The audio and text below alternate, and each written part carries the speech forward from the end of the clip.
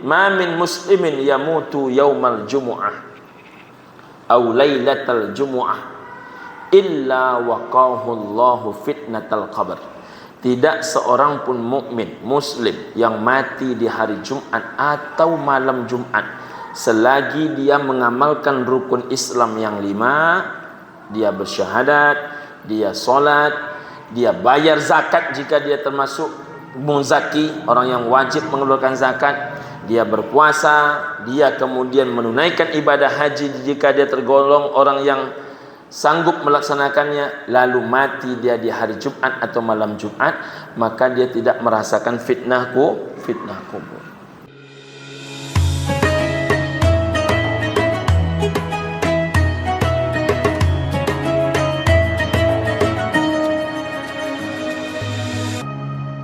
Assalamualaikum warahmatullahi wabarakatuh. Waalaikumsalam warahmatullahi wabarakatuh. Innal hamdalillah, salatan wa salaman ala Rasulillah. Asyhadu an la ilaha illallah wahdahu la syarikalah wa asyhadu anna Muhammadan abduhu wa rasuluh. La nabiyya ba'dah. Allahumma salli ala sayyidina Muhammad wa ala alihi wa ashabihi wa mawalah, amma ba'du. Seluruh pengurus yang kami hormati, Bapak RW, Bapak RT, tokoh masyarakat, para alim ulama, cerdik dan pandai, tamu-tamu Allah yang mulia, insyaallah senantiasa diberikan kemuliaan oleh Allah Subhanahu wa taala. Amin ya rabbal alamin. Kita lanjutkan kaji kita Ibu dan Bapak rahimakumullah, masih dalam hadis-hadis seputar kematian. Pada hadis nomor urut yang ke-7. Bismillahirrahmanirrahim.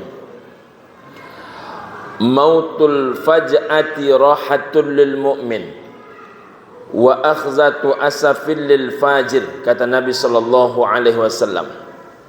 Mati mendadak itu, Ibu dan Bapak rahimakumullah, adalah suatu kesenangan bagi seorang mukmin, bagi orang yang beriman kepada Allah Subhanahu wa taala. Dan mati mendadak itu adalah penyesalan bagi orang-orang yang durhaka kepada Allah Subhanahu wa taala. Ibu dan Bapak rahimakumullah, banyak kita melihat, mendengar, memperhatikan di tengah-tengah kita ini kejadian-kejadian kematian. Ada dua proses biasanya Ibu dan Bapak rahimakumullah. Ada orang tanpa sebab, tak nampak sakit, tak nampak bermasalah, tiba-tiba diumumkan di masjid sudah berpulang ke rahmatullah. Hebohlah dunia ini, Ibu dan Bapak yang berbahagia. Baru tadi pagi kami berjumpa. Tadi pagi sehat betul, bahkan tadi sore masih nampak beliau ke masjid. Rupanya jam 4:30 sore ini beliau telah tiada. Jadi Ibu dan Bapak rahimakumullah, apakah orang yang begitu termasuk orang yang baik kematiannya? Tergantung siapa dia. Kalau dia itu adalah orang yang beriman, maka itu adalah keberuntungan. Kalau dia adalah orang yang durhaka kepada Allah, maka itu merupakan sebuah penyesalan dan kerugian. Bagi orang beriman, Ibu dan Bapak, ayah bunda yang berbahagia, mati itu macam manapun prosesnya, dua-duanya untung. Mati mendadak dia untung, mati dalam proses sakit yang lama dia juga untung. Mengapa demikian Ibu dan Bapak rahimakumullah? Kalau dia mati mendadak, maka berarti Allah Ta'ala tidak merasakan berlama-lamanya dia menghadapi sakaratul maut. Orang sampai 3 bulan mulut hanya terbuka saja, dikatup tidak bisa, makan tidak bisa, tidur tidak bisa, yang ada hanya merasakan susah. Tapi dia sambil mendengarkan pengajian, Ibu dan Bapak rahimakumullah, pas pula lagi pengajian ini di Masjid Nurul Ihsan, Jalan Rambutan. Datang bakul ke depan beliau, diambil dompet, Pas nak memasukkan isi dompet ini ke dalam bakul, rupa-rupanya terkulai. Jadi sangat sederhana caranya oleh Allah untuk beliau. Orang-orang baik itu, ibu dan bapak rahimakumullah, sudahlah matinya selesai solat subuh. Yang kedua, matinya ketika hendak bersedekah. Yang ketiga, kematiannya ibu dan bapak rahimakumullah ketika mendengarkan majlis ilmu. Seluruhnya ibadah, kalau itu dilakukannya ibtigha wajhillah, dilakukan karena dia rindu menatap wajah Allah, khutimalahu biha, mati ia dalam keadaan kerinduan itu, dakhalal jannah, maka tempat dia adalah syurga. Mudah-mudahan kita semua juga mati dalam keadaan yang diberikan kemudahan oleh Allah Ta'ala. Amin ya Rabbal Alamin. Sedang mendengarkan pengajian, Ustaz Edinya lagi ceramah, bukan yang malam ini nih ya, tapi kapan-kapan ini ibu dan bapak rahimakumullah, tapi dalam keadaan beribadah, dalam keadaan menuntut ilmu, sedang dalam keadaan melakukan kebaikan. Mudah-mudahan saat itulah Allah mengambil kita ibu dan bapak rahimakumullah. Amin ya Rabbal Alamin. Tapi mati mendadak itu bukan keberuntungan bagi orang-orang durhaka. Ada kata orang, ada orang kadang soleh Pak Ustaz tapi payah mati. Ada orang dosa banyak tapi senang matinya. Orang yang banyak dosa, ibu dan bapak rahimakumullah, senang matinya, itu kata Nabi sallallahu alaihi wasallam kerugian, penyesalan, tak sempat dia memperbaiki diri, tiba-tiba langsung mati.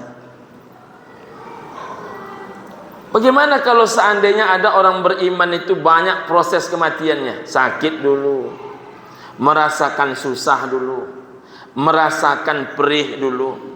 Bagi orang beriman ibu dan bapak rahimakumullah, rasa sakit yang dia alami menjelang kematian bisa saja itu bentuk kasih sayang Allah kepada dia. Kenapa demikian? Rupanya ada sedikit dosa dia. Dosa yang sedikit itu dihapuskan oleh Allah Ta'ala dengan cara memberikan rasa sakit menjelang kematiannya, hingga kemudian ketika dia berpulang ke rahmatullah, Allah Ta'ala hanya tinggal membalas kebaikannya saja. Masya Allah. Karena sudah habis dosa itu oleh sakit. Masya Allah. Jadi Bapak Ibu, jangan bersedih kalau ada orang-orang yang kita cintai menjelang wafatnya sakit. Selagi mereka jaga ketaatannya, selagi mereka jaga keimanannya, baik itu sakit maupun mendadak, semuanya bagi orang beriman itu adalah kebaikan. Ibu dan bapak rahimakumullah. Selanjutnya, lakinu mautakum, talkinkan olehmu, kata Nabi, orang yang mati itu. Nabi menggunakan kalimatnya lakinu mautakum, talkinkan mereka yang akan mati itu dengan menggunakan kalimat masdar. Apa bedanya kalimat masdar dengan kalimat yang lain? Kalaulah kalimat Nabi itu lakinu matakum, talkinkanlah orang yang telah mati itu, maka setelah mati baru ditalkinkan. Maka setelah mati berkumpul kita, afdhalul dzikri fa'lam annahu la ilaha illallah. Itu kalau kalimat Nabi matakum. Kalau kalimat Nabi adalah lakinu yamutukum, maka berarti mentalkinkannya saat dia menghadapi kematian itu. Berarti saat sakaratul maut. Tapi rupanya mentalkinkan manusia bernama mayit ini, ibu dan bapak rahimakumullah, lakinu mautakum, kalimat masdar. Apa makna kalimat masdar? Kalimat yang tidak terikat oleh waktu.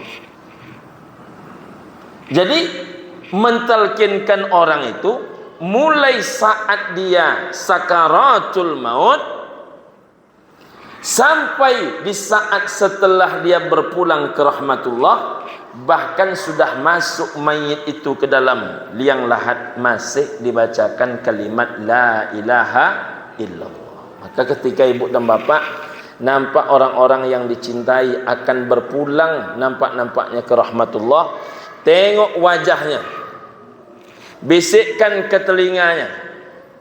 Telinga sebelah mana Pak Ustaz? Telinga sebelah kanan. Kalau telinga kanan itu tak ada, pindah ke telinga kiri. Tapi kalau telinganya lengkap, telinga sebelah kanan, bisikkan dengan suara yang perlahan. La ilaha illallah. Setelah membaca la ilaha illallah itu, tengok wajah dia dulu, bereaksi dia apa tidak. Jangan kerasak kerusuk. Kadang-kadang ada pula yang kerasak kerusuk. Mengucap bang, mengucap bang, buah mengucap. Kalau bisa lah mayat itu marah, calon mayat itu marah, ditepuknya mulut yang bercakap. Jadi betona, ya, betona. La ilaha illallah. Kalimat ilaha jangan dipisah. Ilaha jangan dipisah. Ini ada pula orang baca la ilaha, itu fatal salah itu. Fatal salah itu. Ada pula la ilaha illallah, salah juga itu. Pastikan la ilaha illallah. Jadi ilaha itu satu kata dia. La ilaha illallah. Bisikkan ke telinga. Tengok dia. Rupanya bergerak mulutnya. Memang tak jelas oleh kita.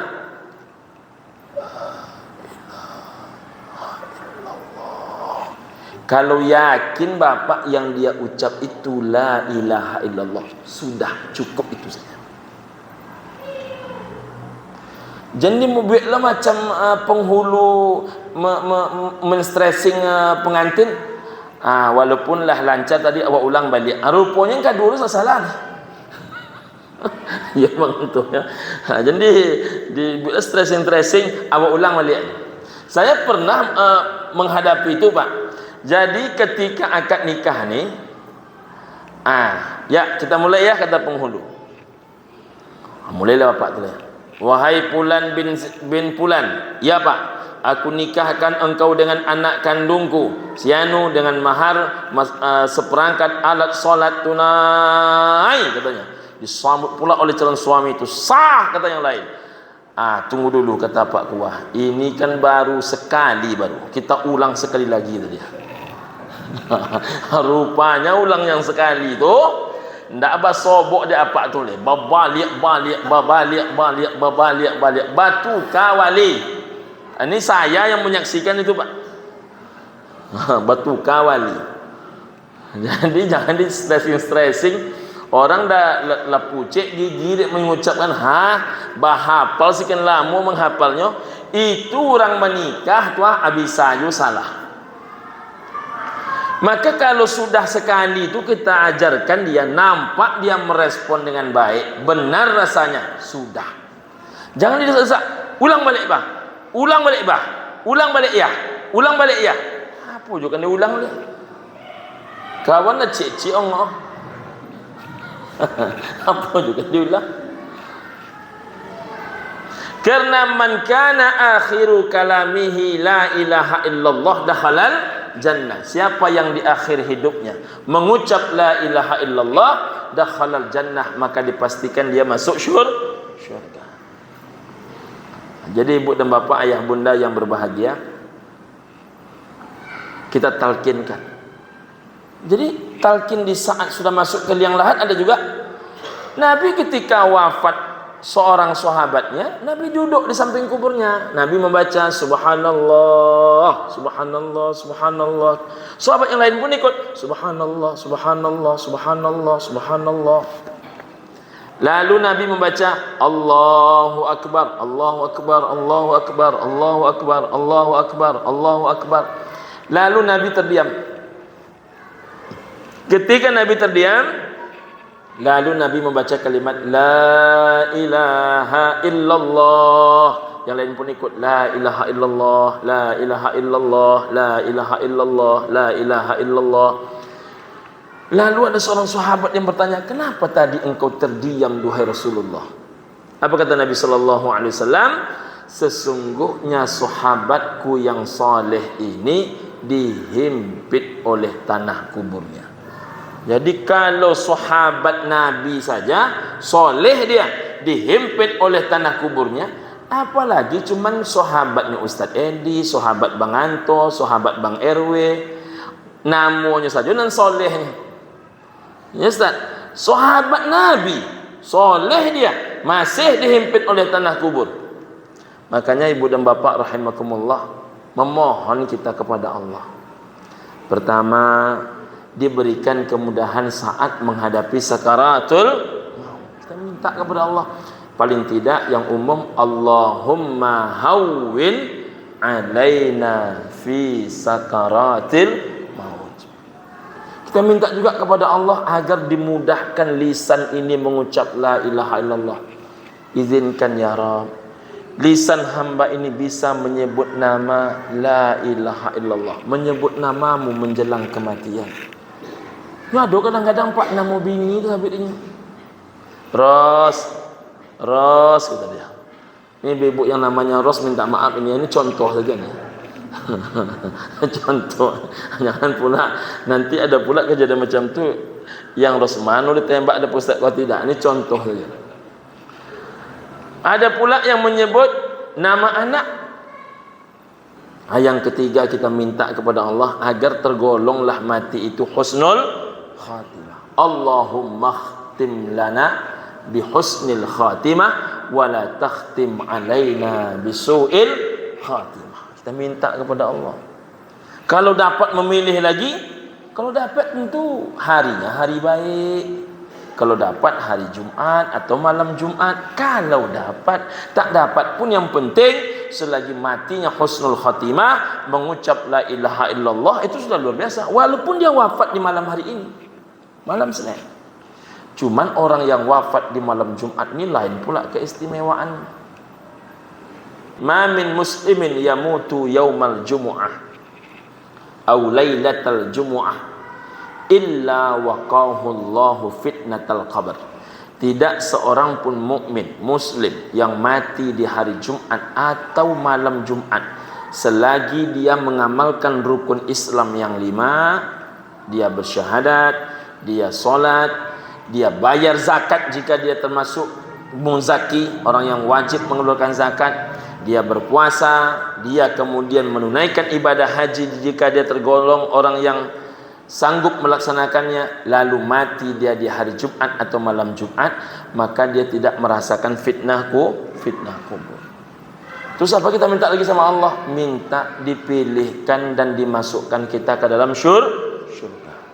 Allahumma inna nas'aluka ridhaka wal jannah wa na'udzubika min sakhatika wan nar.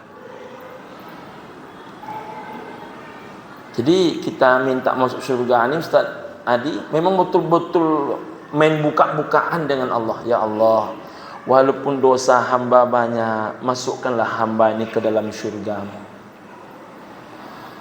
Mohon ya Allah, karena tidak ada pilihan tempat. Ini ada pula orang berkata, ya Allah, hamba tak pantas masuk ke dalam syurga-Mu, tapi hamba tak pula berani masuk ke dalam api neraka-Mu. Ini serius nak kalian ngomong di kata malaikat? Nak kemana kalian sebetulnya? Tidak pasti jalan dia tu. Ada pula yang mengatakan, ya Allah, masukkanlah kami ke dalam syurga-Mu walaupun cuma di pojok-pojok saja. Jangan diurus pojok nak pojok, yang penting masuk syurga. Karena jangankan masuk syurganya Bang RW, menengok syurga itu pun dah putus rasanya urat hati, rindunya masuk ke dalam.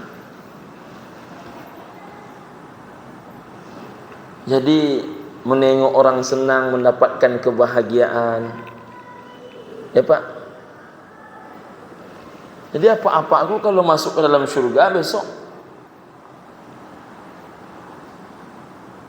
kulit-kulit yang kini ku tinggal aku Pak, diformat ulang kulit itu. Umurnya rata-rata salasa wa salasina, 33. Pak Imam berapa umur sekarang? 27. Di atas Pak Imam ni lah. Pak Imam ni kalau semasa hidup di dunia dah ganteng, apalagi besok kau masuk surga kan? Apalagi Bang RW kan? Jadi ibu dan bapak rahimakumullah, umurnya muda, lalu pendampingnya, Masya Allah, diberikan kepadanya bidadari-bidadari. Ada pula ibu-ibu, kami dapat bidadara juga Pak Ustaz. Kadang-kadang ibu ni nak sama juga. Jadi ibu dan bapak rahimakumullah, anehnya di sana urat cemburu hilang, urat cemburu dicabut,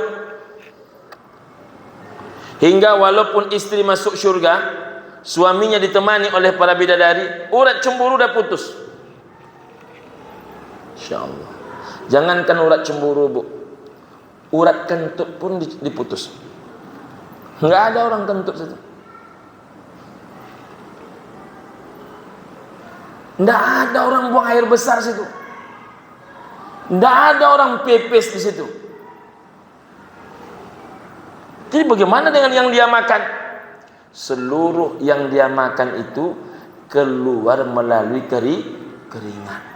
Dan keringatnya itu kata Nabi lebih wangi daripada misik kesturi. Ibu ada punya kesturi? Coba nanti ba'da insya ni cium kesturi. Oh macam ni kok.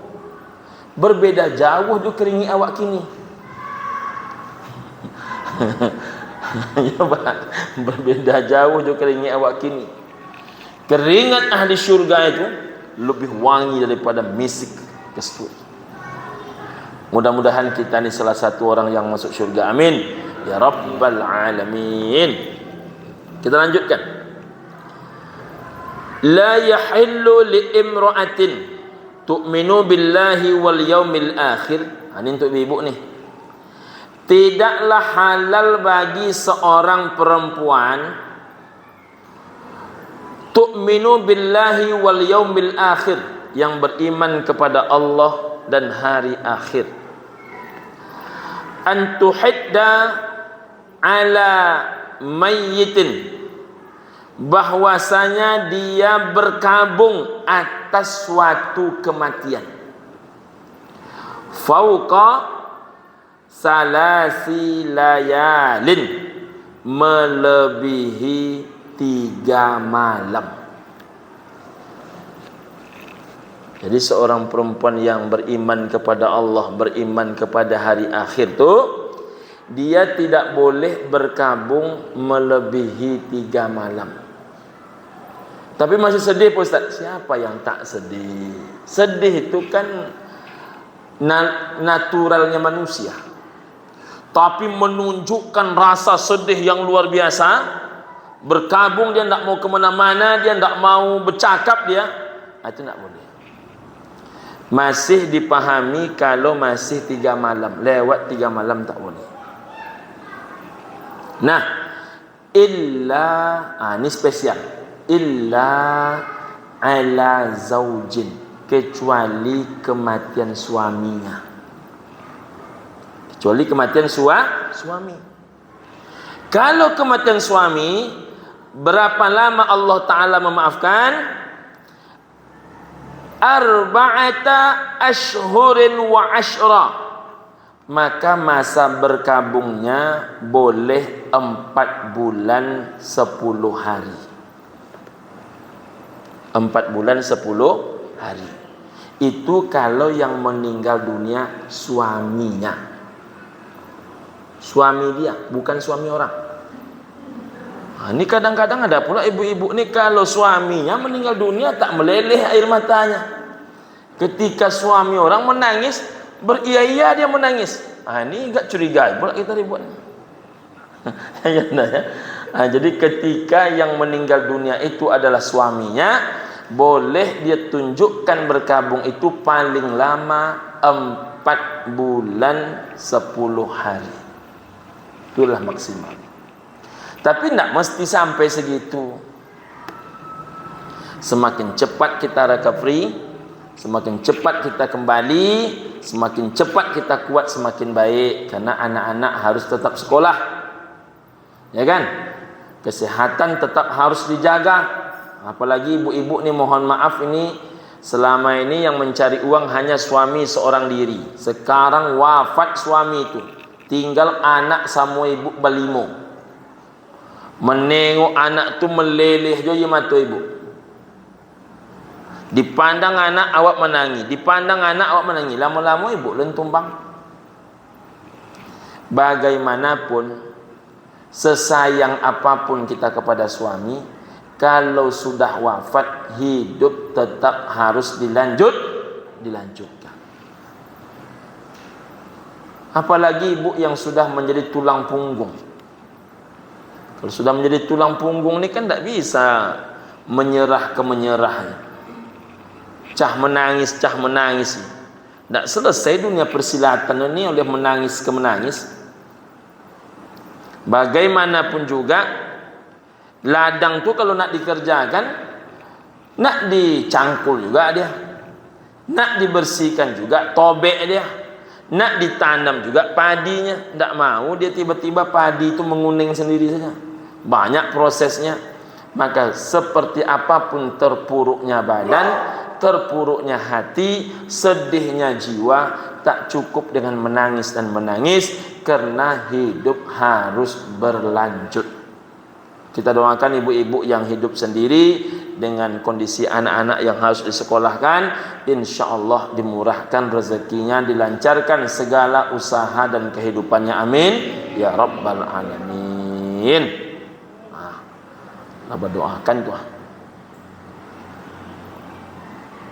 Selanjutnya, sa'ala rajulun Rasulullah sallallahu alaihi wasallam. Telah bertanya seorang laki-laki terhadap Rasulullah yang mulia sallallahu alaihi wasallam. Faqal, dia berkata, ya Rasulullah, wahai Rasulullah, tamurru bina janazatul kafir. Apa kata dia? Jenazah orang kafir lewat di hadapan kami. Faqala afanakumu laha. Apakah dengan lewatnya jenazah orang kafir itu perlu kami tegak, perlu kami berdiri? Faqala, Nabi berkata, kumulaha, berdirilah engkau untuknya. Jadi kalau ditanya agama yang paling toleran, ya Islam ni lah. Ada lagi agama yang seperti itu mengajarkan? Enggak ada lagi.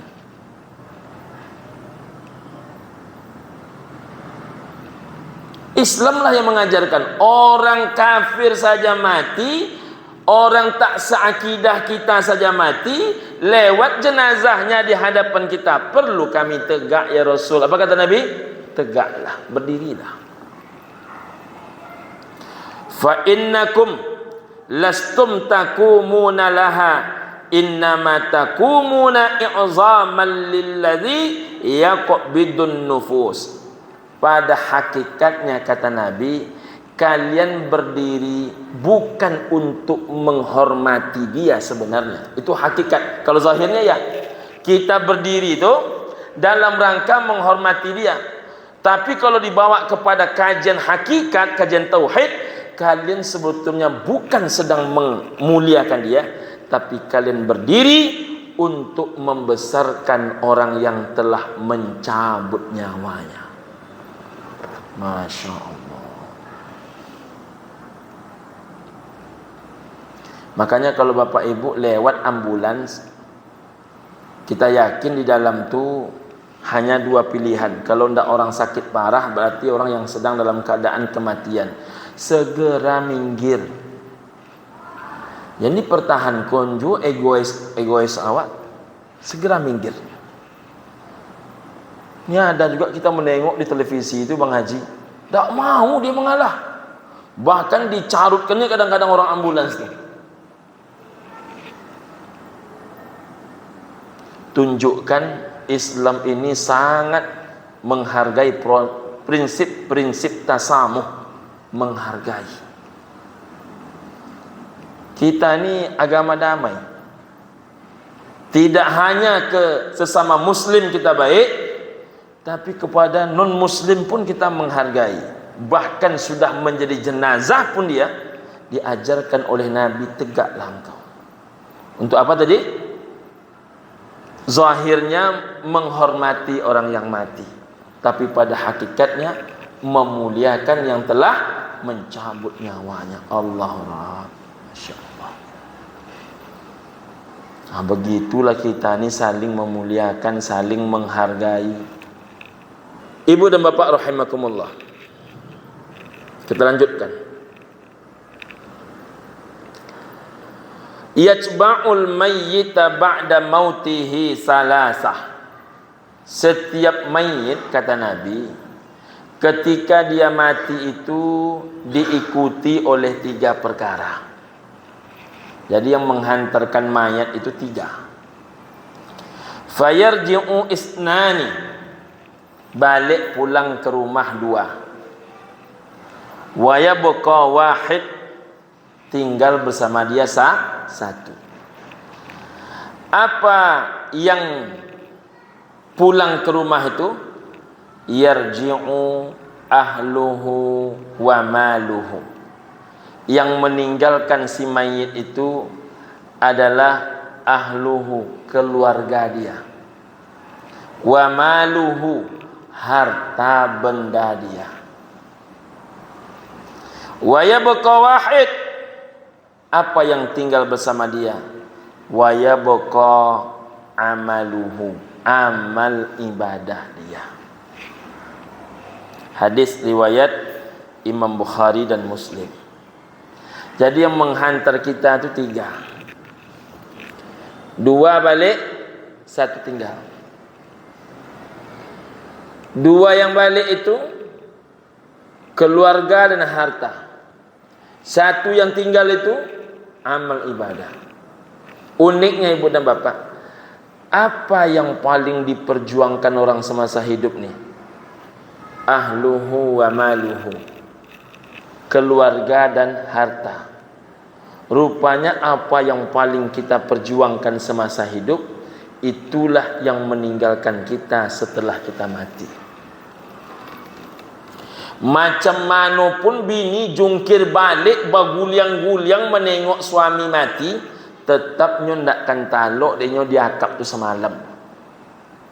Jangan kan di dalam kubur tu leh, di hati kubur pun ndak talok dia semalam. Macam mana pun ketika ulun masuk apa ke dalam liang lahat tu baguliang-guliang etek kau. Apapun kecek orang dak ada, melompek-lompek, menghambu-hambu menunjukkan rasa iba hati. Memekik-mekik, menepuk-nepuk dada. Masuk kita ke liang lahat, maka dia tetap pulang, walaupun agak gontai-gontai pulang. Kan dikawaninya apa agak semalam nakkan menawu dia dapat. Ibu dan bapak rahimakumullah, apa yang paling sedikit kita kerjakan, yang kadang hanya sambil-sambilan, justru amal. Mengapa nak ke masjid Pak Haji? Ni memang badan latih bana tadi malam. Jadi kalau latih tak ke masjid. Kalau latih tak ke masjid. Kalau tak latih baru ke masjid. tadi malam kami tengok ndak ada ke masjid dah, ndak ada pengajian sama Ustaz Azam deh. Kini kau sibuk mana? Sibuk. Jadi awak kadang-kadang menggunakan waktu ke masjid itu bila lapang. Tapi rupanya kalau awak lah menjadi jenazah yang menolong awak sesuatu yang kadang-kadang awak kerajokan sambil-sambilan itu. Maka mari kita persiapkan. Wa tazawwadu fa inna khairaz zadit taqwa. Kita persiapkan bekal diri kita, sebaik-baiknya bekal itu adalah takwa. Terima kasih. Billahi taufik wal hidayah war ridha minal inayah wallahu muwafiq ila aqwamit thariq. Subhanakallahumma rabbana bihamdika asyhadu an la ilaha illa anta wa astaghfiruka wa atubu ilaik. Assalamualaikum warahmatullahi wabarakatuh.